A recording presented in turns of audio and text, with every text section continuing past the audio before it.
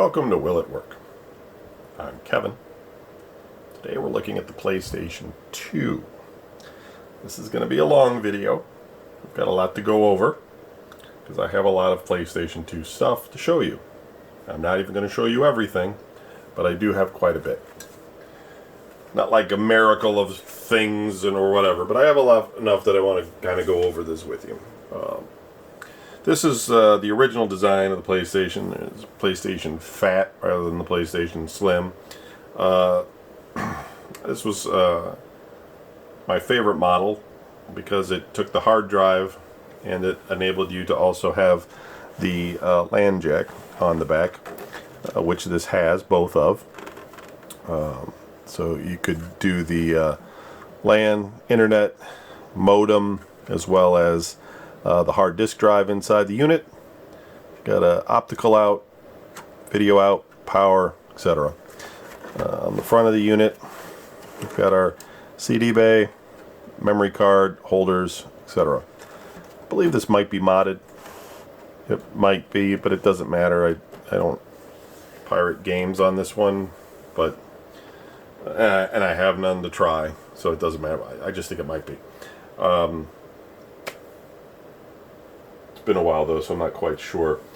Let's see here. I do have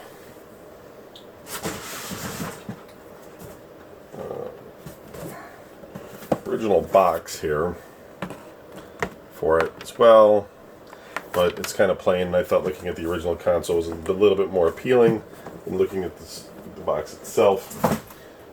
The hard drive came in this, let me zoom out a little bit. Woo, wrong way. Came in this Final Fantasy VII Online kit. Came with Final Fantasy VII in the hard disk drive, 40 gigabyte drive. I think you could use any standard hard drive.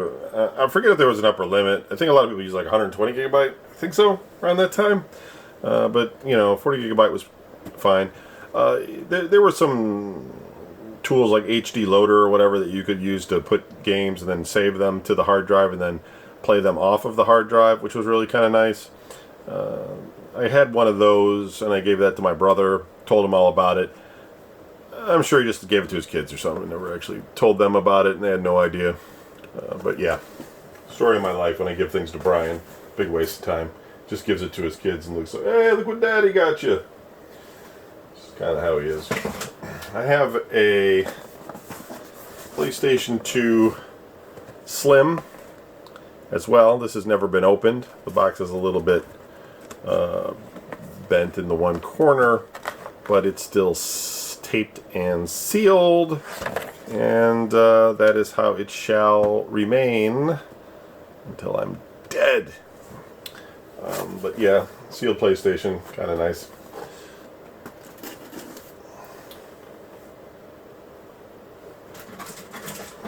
Showing you some other crazy things I have. This is the goofy control pads I got. Game Elements Freak Series 2 Collector's Edition. Control pads for PlayStation 2. Samurai vs. Ninja. With a limited lifetime warranty. Probably outlived the company that made them. Kind of crazy, right? Never opened. Still sealed in the space plastic. And there's no really need to open that anyway. So I have plenty of controllers.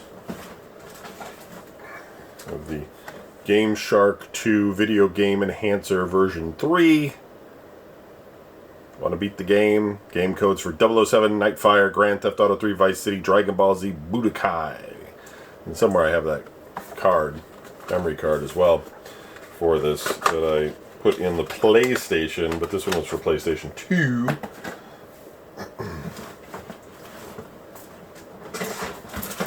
I have a unopened copy of Toy Story 3, Buzz Lightyear.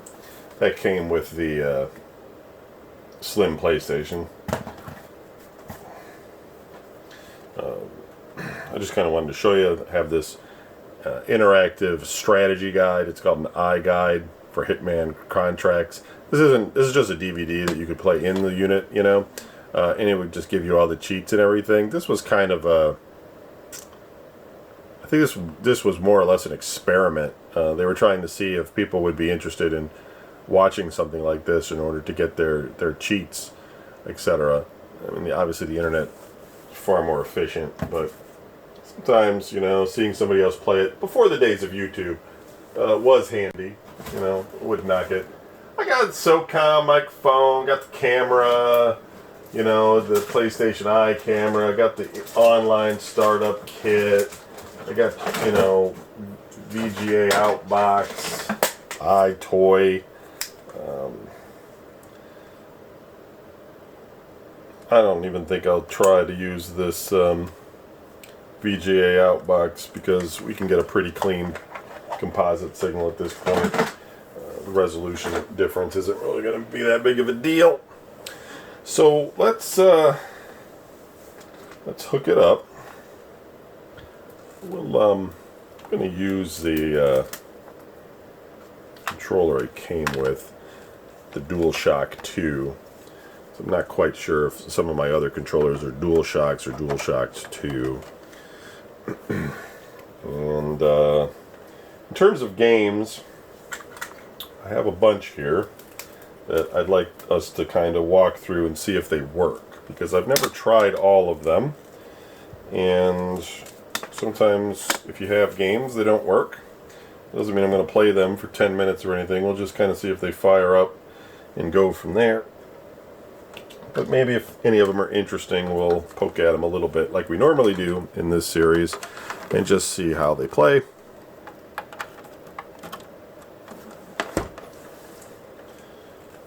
And see if any of these are remotely interesting. Now, what I do remember a lot about PlayStation 2 was kind of interesting, that a lot of people might not remember too much because they didn't get into it, was that there were actually some pretty fun EverQuest games for PlayStation 2.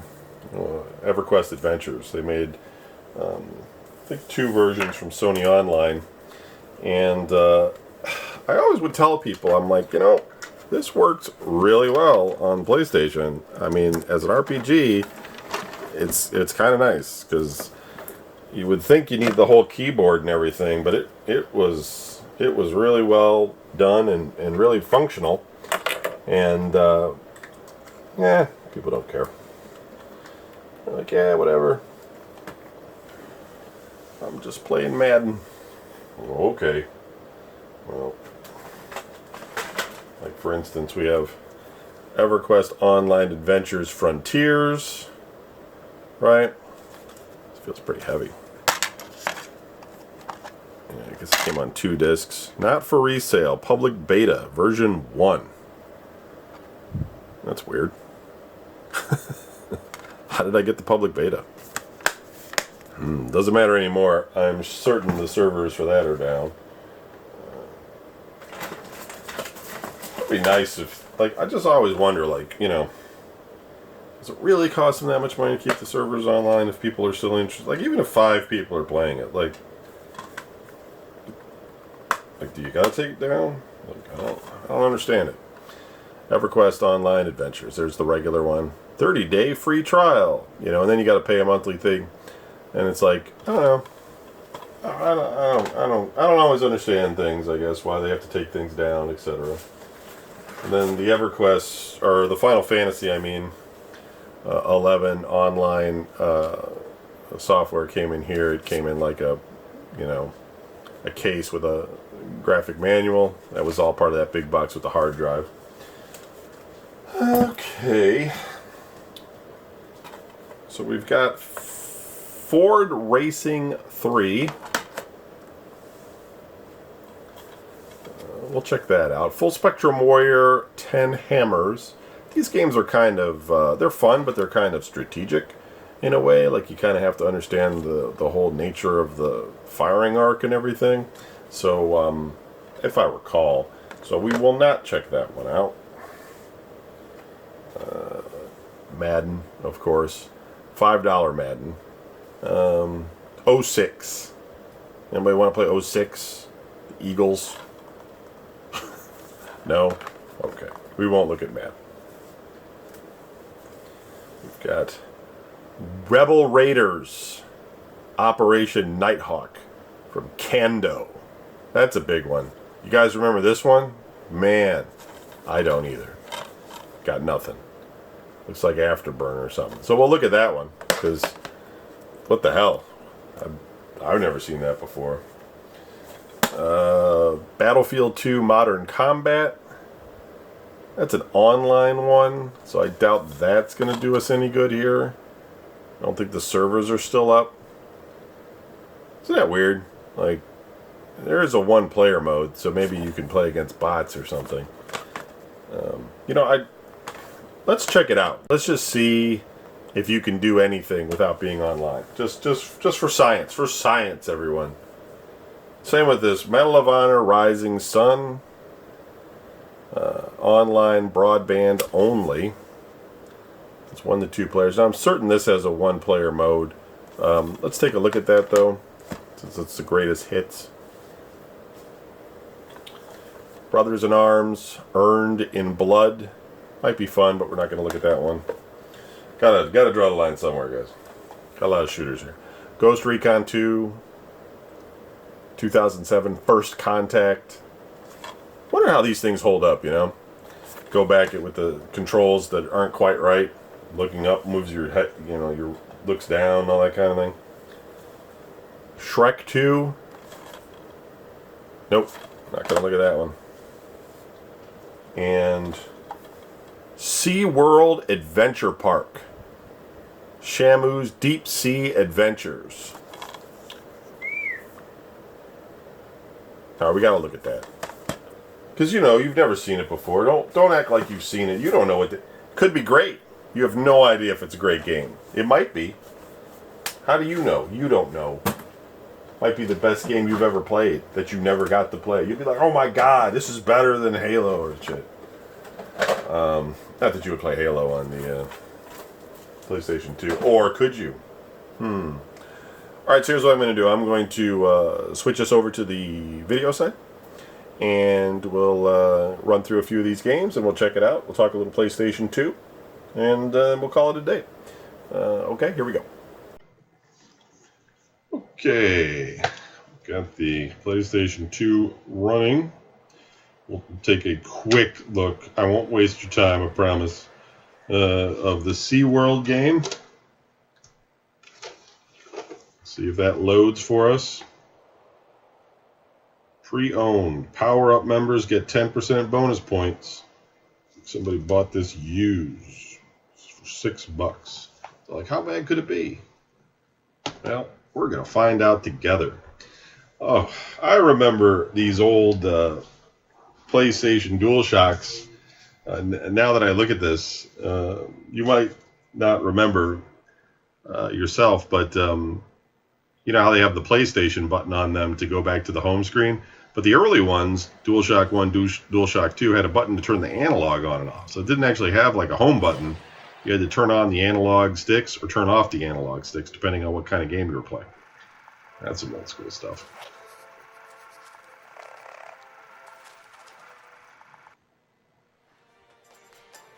Shamu! Now everybody's all after they watch that Blackwater movie. Nobody likes SeaWorld anymore or whatever. Like, Shamu's just endangered. You know, whatever.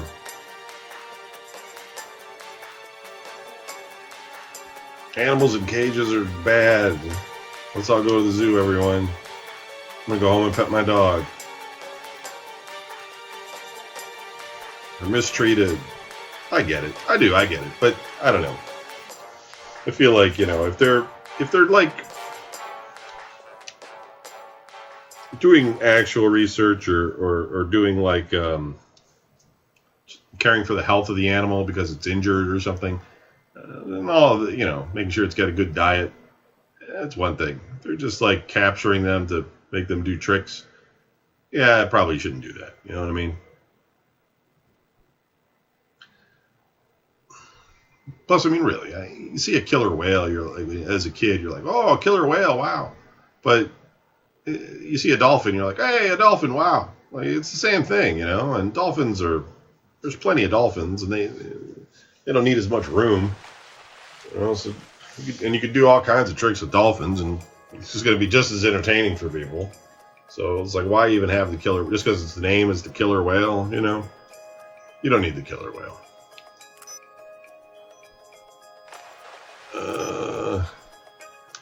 Let me insert the memory card. I like that it did register that I inserted it.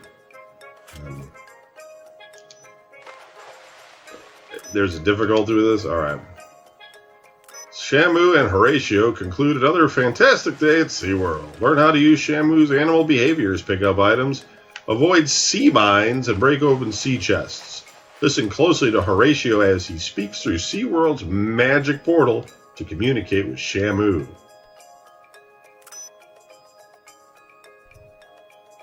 Okay.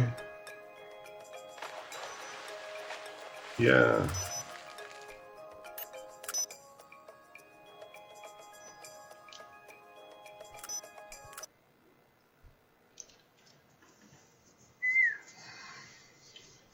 Maybe I should have pirated some games for this thing. That might have been a good idea. Might have been a good idea. Kevin.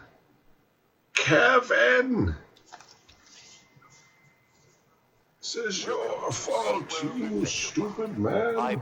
This is actually the second PlayStation 2 we've looked at in this series, because we did look at the PSX at one point. But the PSX does not function. So it is a currently, well, it runs, but it doesn't load into the main screen. So it is currently not a functional unit. But this one looks good, and I'm assuming the one that's sealed in the box is still good. Let me explain. Semicircle around your picture. This is your health bar. Look, I don't care. Let me just swim around. Otherwise, you'll have great difficulties getting back. Just swim towards the krill. Glide through it, and you will pick the krill up in this manner. Now, give it a try. Oh, my God. Woo! Don't mess with Shamu's tail. That was always a big thing at SeaWorld. Shamu smashing crates with its tail. Why are there crates in the Shamu game? Anybody get the crate notice that we did for Old Man Murray back in the day? Come on. I don't need all this help. It's pretty obvious that the shit that glows is shit I'm supposed to rub my nose in. And everything else I'm supposed to, like, smash. I can get a backpack. Is that what I'm looking at? Piece of toast. It's really not. It's really not. Grab that purple jewel that's just in the middle of the water. Shamu, that makes sense. We could have used like some sort of sea creature, but instead what we're gonna do, let's see if we can jump out of the water. Nope, the one thing Shamu is supposed to do, because it needs to breathe, it can't even do. Unbelievable. Who made this game? How is Shamu supposed to breathe? And he can't even keep going. I guess we'll go back the way we came. Destroying the sea mine. There's a sea mine in the Shamu pool, everyone. We got some air.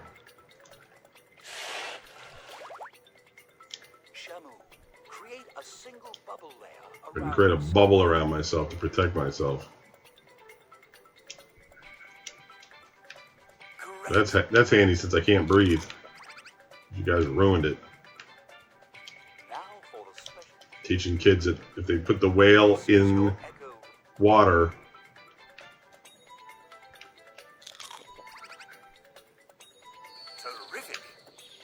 without a top for it to breathe, it'll die. Science. All right, we're done with this. Let's eject it. It's a giant freaking squid or something in the middle of the thing, messing up Shamu. Let's look at Medal of Honor Rising Sun. You know, all these games, they all have like freaking training modes, man. We're not going to spend any time with that. I'll tell you that right now. It's like, this is how you run. This is how you throw a grenade. This is how you shoot. Go over to the training thing and pick up the ammunition and put it in the gun. Now point the gun down range and shoot at the targets. You call that shooting, mister? You know, that shit. All right, we gotta obviously hit the reset button here. Sony Computer Entertainment presents live in 2021 the PlayStation 2. Where were you when the PlayStation 2 came out? Well, I was at work and I saw this thing out in the street and I was like, oh my god, PlayStation 2 is here. I couldn't believe it. I ran out to try to get one, but it was sold out everywhere. Yeah, it was sold out for me too. I was getting a coffee and there were lines going around the block. None of that is true. Anybody could buy a PlayStation on launch day. The thing didn't sell out at all. Is that true? Yeah, nobody wanted to buy it. Everybody was like, it's too expensive. I'm still playing PlayStation. They had to wait until like Gran Turismo came as a pack-in before the thing started selling. In fact, the PS1 was outselling the PlayStation 2 in the year 2000. Nobody wanted it. Wow. You sure know a lot of stupid shit. I know. Talk to me long enough, I'll tell you all about these fucking things. Yeah, fucking ears will bleed.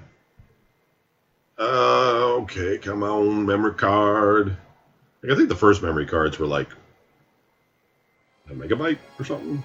Maybe not even a megabyte. That even seems like it's too much. These PlayStation 2 cards are like 8 megabyte.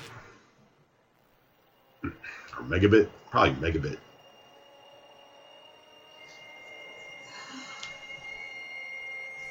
I don't think I ever played this. I think this came out late. 2003? Nah, not that late. I don't think I played it, though.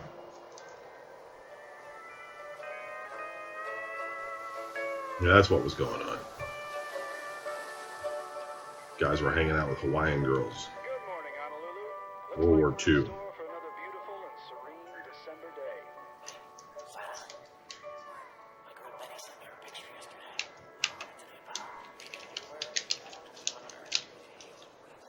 I'm trying to skip it. I can't. So, wants us to watch it. Pearl Harbor's going to get bombed.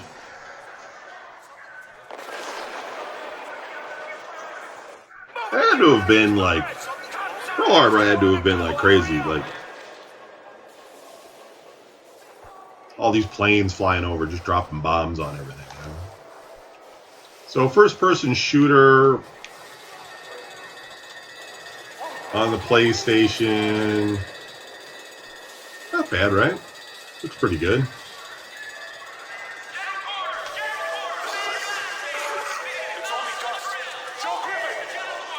Let's see if we can find some curved surfaces here, but it's alright so far. It's actually kind of hard to have, what do they call that? Bezier curves or something? I don't know. Math. Do stuff with numbers. Things happen. Come on, Mac, jump over. Watch it, crouch under. Let's get out of here. Get the hell out!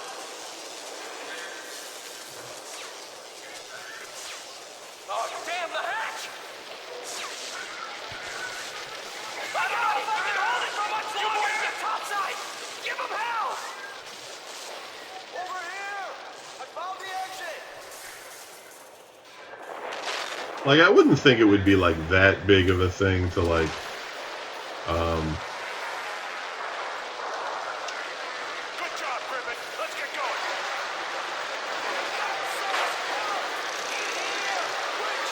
did I die already?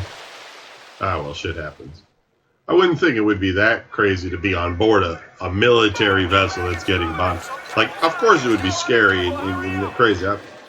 But what I'm saying is, it's like, that wouldn't be weird because you're on a military vessel, and It's only dust. Joe Griffin, you could expect, if you're in the military and you're on a military vessel, that there's a chance you're going to get attacked at some point, or you're going to attack somebody and they're going to drop bombs on you. But it's more like you're at home base, at Pearl Harbor. You're just walking around. Come on, Mac, jump over. Watch it, crouch under. Let's get out of here.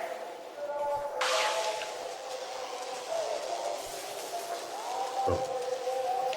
Hey, snap out of it, son.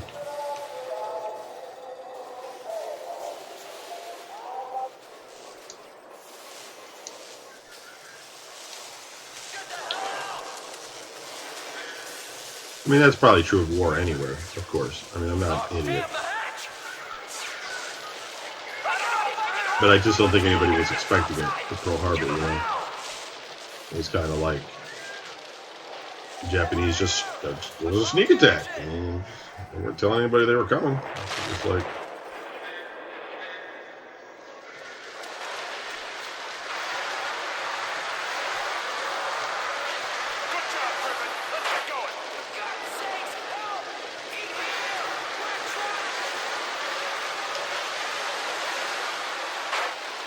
Where am I supposed to go?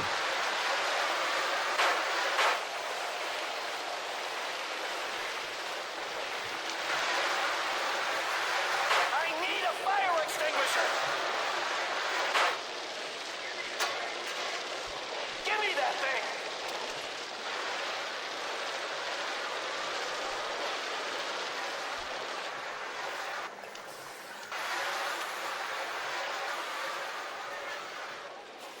Save us! Use the phone! Call headquarters!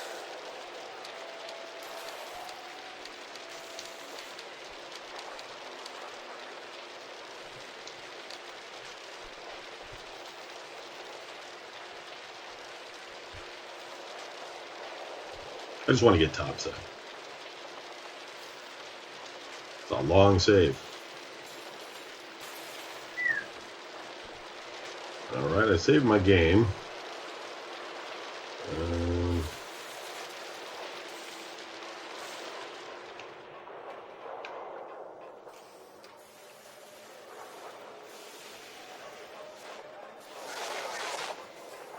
That's God's fault! Did I get the man like an AA battery or something?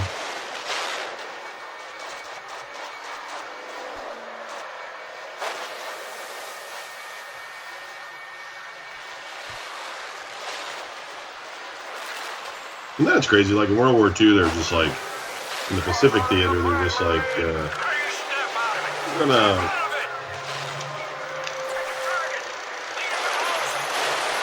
gonna invade all these islands. We're gonna take all our boats and we're gonna go over there. We're gonna destroy their boats, and then we're gonna shell the shit out of those islands until everything that's on top of the island is obliterated. But the Japanese, they're gonna be underground or inside like a mountain or something, and you guys are going to go in there with flamethrowers and grenades and guns, and you're going to kill all of them. And you'd probably just like...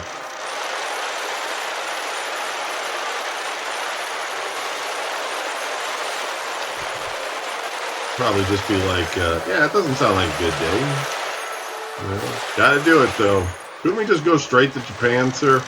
I mean, if their navy's wiped out and we've got the numbers, why are we, like, taking, like, all these islands?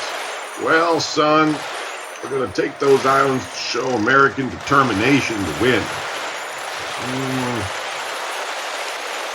Do we really want to rescue the Philippines, though? I mean, couldn't we just go around it? No, we don't want them to have that. We'll go everywhere first.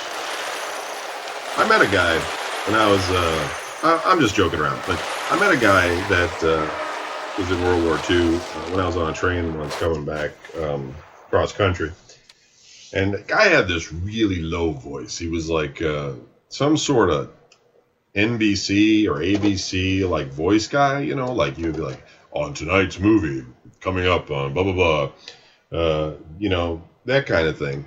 I didn't catch his name though, but his voice was booming, and everybody on the train could hear him talking to me.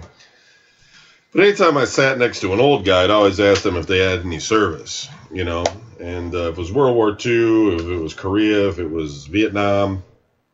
I always ask people, Some people won't want to tell you, but I'm just a naturally curious guy. I'll just be like, you see any service? Did you go in the war? See any action? Now we're going to look at Rebel Raiders, Operation Nighthawk. This was everybody's favorite game back in the day. And he's a nice guy. But he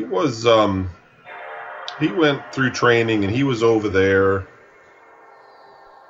And he had to, I think it was like Iwo Jima. He didn't fight in Iwo Jima, but he had to, when he got there, the battle was over, and he, just being sort of a grunty guy, had to bury people. Like, he was just on the burial detail, and it was just like bodies all over the place, and they would like dig trenches and bury people in the hot sun. It was pretty gross to anybody listening to us talk. But he said that he was,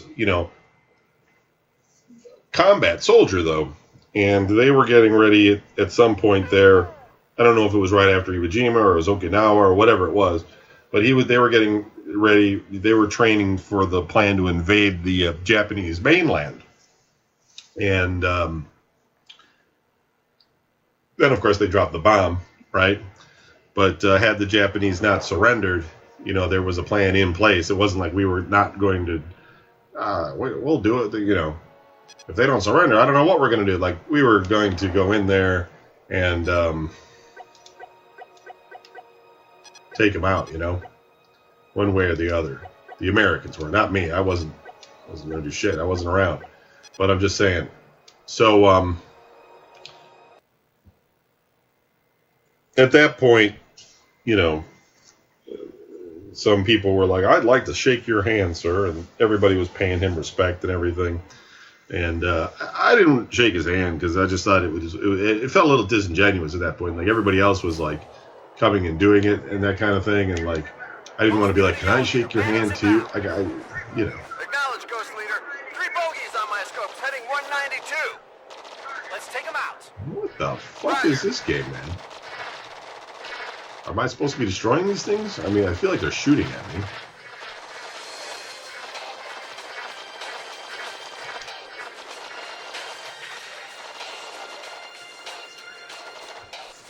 a time when man had conquered space, the most devastating conflict in history was happening on the mother planet Earth. After decades of peace, the Occident were overcome by the forces of the totalitarian states. All the major cities were under the martial law. The rest of the world was only desolation. Only a few number of courageous nations were gathered to fight against tyranny.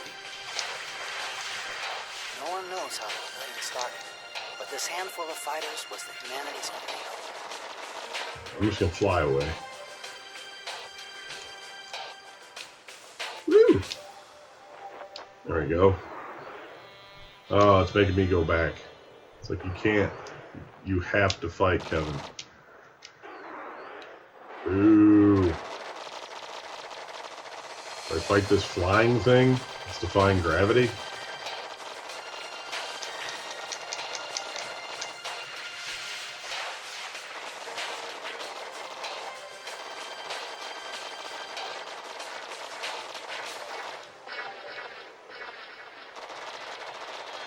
It keeps like switching the view. It's like I'm not doing that. Like, it's doing that, and it's like there's credits in the fucking way. I don't even know what I'm supposed to be doing. Can I skip this? I don't know if aborting the mission is the right thing to do. Resume?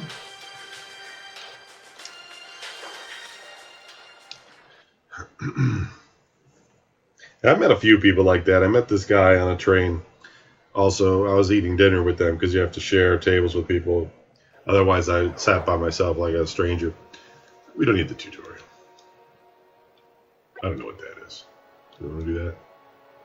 Yes, we do that. Yeah, whatever.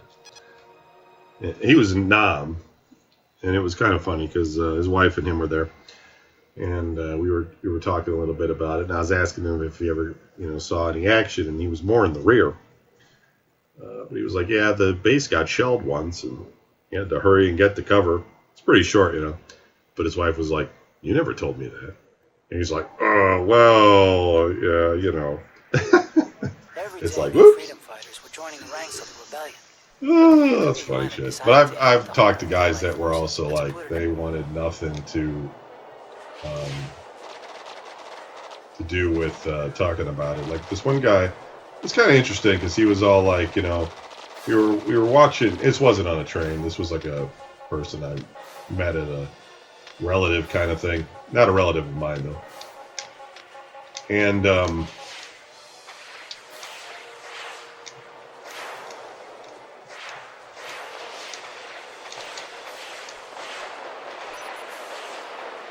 yeah, sorry, I was shooting shit.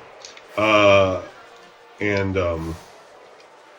he was like, "Yeah, I'll watch anything with World War II." And I was like, "Oh, all right, it's cool. I like World War II stuff too. Like a madman." But anyway, but he's like, "But I don't like talking about Vietnam." He's like, "I was on a boat, and it was a river boat, and I don't like talking about it." I was like, "Oh, you were one of those things like Apocalypse Now." He's like, "Kind of like Apocalypse Now but it was a bigger boat. It wasn't one of those little boats like in that movie. It was like a bigger river boat.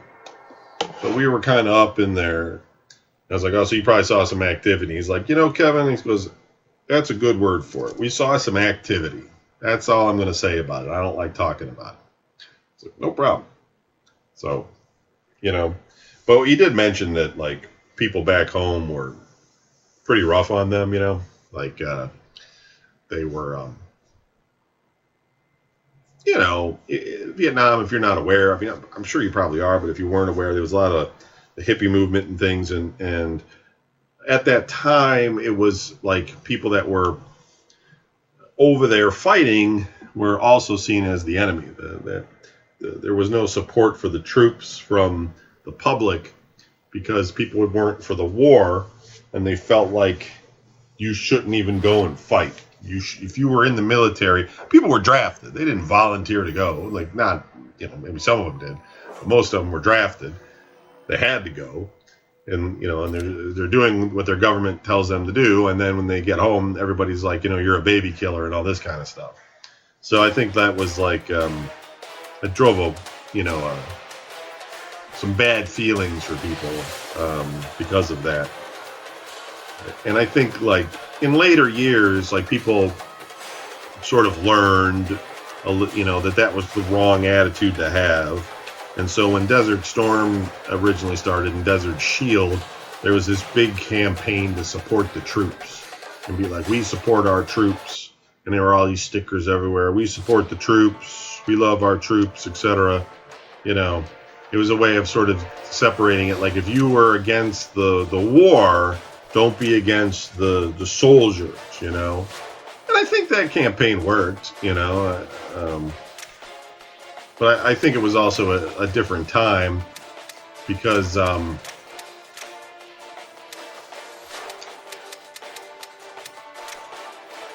had gone on for a while, and the people that were there, they were drafted. They didn't want to be there, and so they had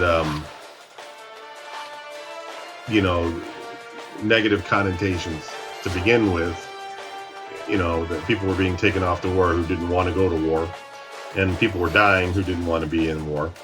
And then you also just had a sort of like a war policy in Vietnam, at least for quite a while, where what they were trying to do is simply kill more of them than they could replace, that they could replenish.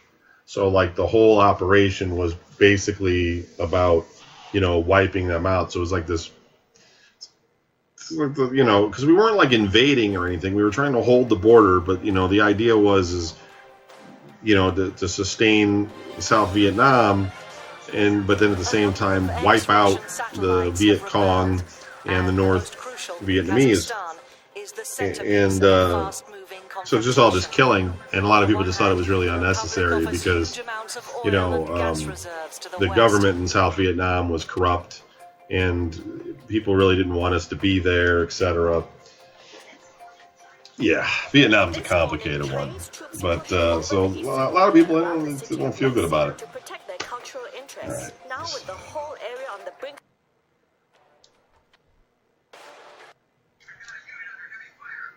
We've got a unit under heavy So fire. unlike Desert Shield and stuff, it was kind of like Saddam Hussein had just kind of gone into Kuwait, you know, and most people didn't even know what Kuwait was until it happened, but it happened, and we went in there under, you know, a United Nations flag, and the idea was, look, we're going to go in there, and we're going to get this guy out of there because, you know, he's a bad dude who, you know, took over a friendly country, let's say.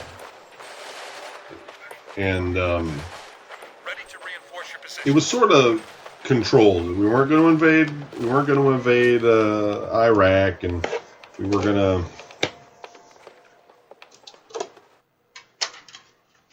just go after them getting out of Kuwait and making sure they didn't retaliate. You know, we'll bomb them or whatever, and that'll be it. And that was essentially, you know, what happened. Until, of course, 9/11, all that changed. But yeah, there wasn't really any protesting over that because, you know, Saddam Hussein looked like a dude that would. Well, this disc is making some crazy noise. Let's reset it. Because he was just doing it wrong, like all around. Like the whole international community was like, dude, you can't just go and take that country over. Like you can't just get a bunch of oil and kill a bunch of people and stuff just because you think you're allowed. So, yeah. Woo, listen to that. That is some humming stuff right there. What's going on with this game? Is it loading? Oh, changing pitch. High, low. I don't think it's loading. Oh, wait. There's the logo. Is it supposed to sound like a Ford? Is that what we're doing here? Ford Racing 3. Sounds like a Ford. Looks like the disc is going to fly out of this thing any minute now. Global Star. Yeah, so this was like a thing. I think I mentioned this on an earlier video where after Gran Turismo 2 had come out, where they had licensed all the automobiles, all of the separate automobile dealer, you know, companies, whatever, manufacturers, they all signed sort of exclusivity agreements with other companies so they could make racing games of their own around their own cars without their cars being damaged or losing to the competition. And so you ended up with, like, you know, things like this, Ford Racing and stuff. And so that when future Gran Turismos came out, they didn't have all the cars, you know, like Gran Turismo 2. So, listen to that. It's crazy.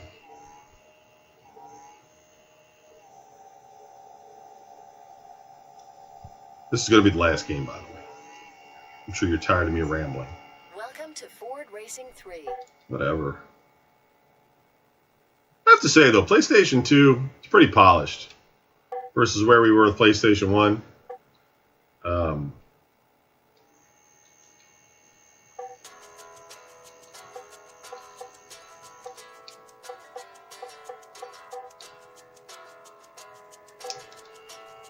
These menus and screens and the you know, you're not seeing that full motion video nonsense. It's kind of like, Quick race.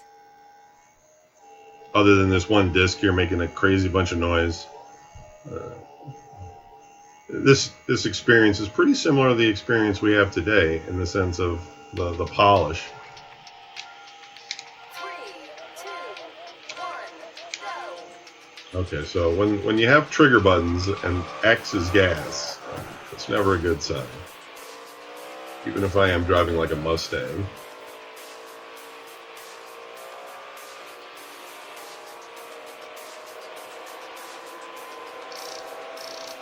You know, PlayStation 3, it had like the cell processor in it and everything. I think what was a PlayStation 2? Is that like the Emotion engine or something? I don't remember.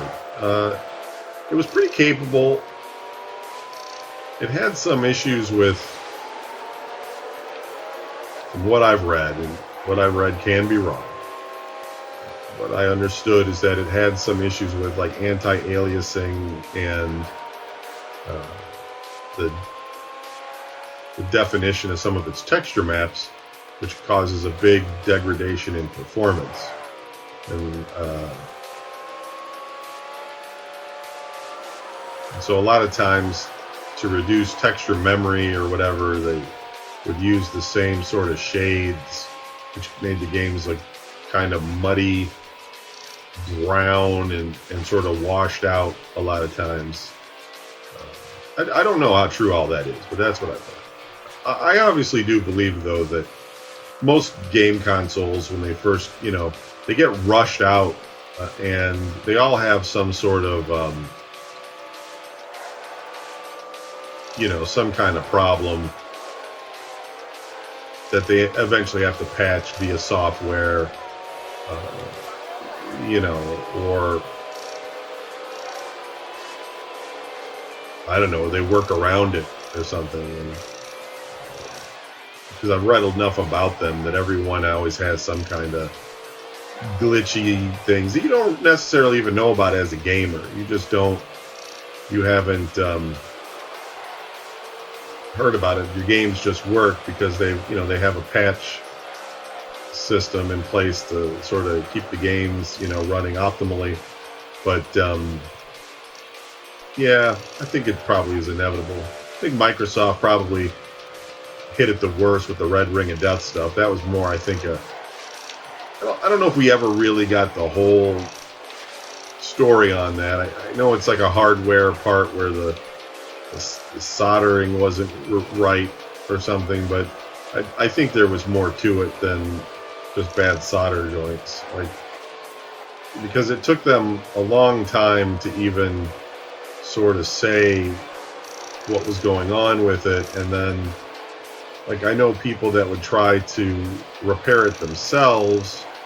They would try and resolder the cooling system on, and that didn't work, And I think maybe now it's probably all out there. I know, there were some good reporters that went out and did the research and talked to people and found out details about it, etc. But I've never really been too sure myself, and I'll probably have to do some more research on it because I haven't looked at it in years and years since the last time I read a good report on it.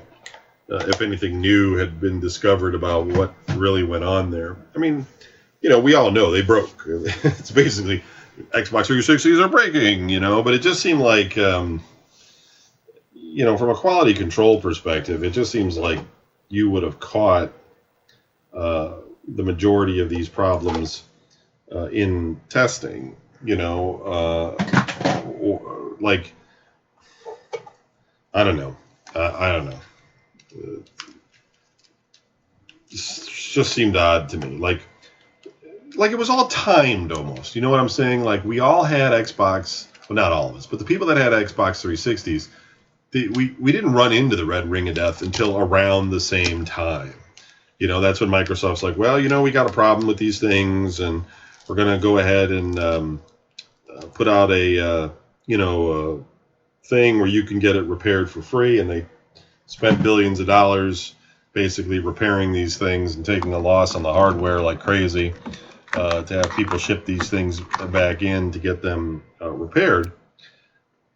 But it all kind of happened, around the same time period. I mean, they didn't all fail all at once, but it's like, it was weird how they failed sort of predictably, I guess is what I'm saying. And so that doesn't speak to me like just a hardware type of issue. It almost seems like something was aging, and then when it got to a certain point, it failed, you know? And I don't know. I've seen that kind of thing before, though. Like, Sony had a PlayStation 3 monitor. It was like a 3D monitor, PlayStation monitor. But it was a bullshit thing because Sony had basically allowed another company to use the PlayStation name and sell the monitor under the Sony brand, but Sony actually didn't make it. Now, that's not the bullshit part. That happens with things all the time. The bullshit part was that the monitor had a problem inside the BIOS of the monitor, the CMOS, whatever the heck it is, the firmware of the monitor, and the monitor would just go bad after a certain amount of time because of some sort of memory bug. And you could not fix this yourself. You had to send it in to somebody that had the tools to fix this and replace that memory or firmware. And Sony, because it really wasn't, even though it had their name on it, and it, you know, it said PlayStation on it and everything, Sony wasn't going to do shit about it. Like, they're just like, well, it's out of warranty. You know, you've had it for a year, which is about how long I had mine, and that's it. You know, and it was like, wow, that effing sucks. You can send it in to some company to have them pay it, but it was like a 32-inch screen or something. It wasn't that big, and it wasn't great. And so I never bothered with it. I just threw it the fuck away. But I was mad because stand by your products, you know. Like you did let somebody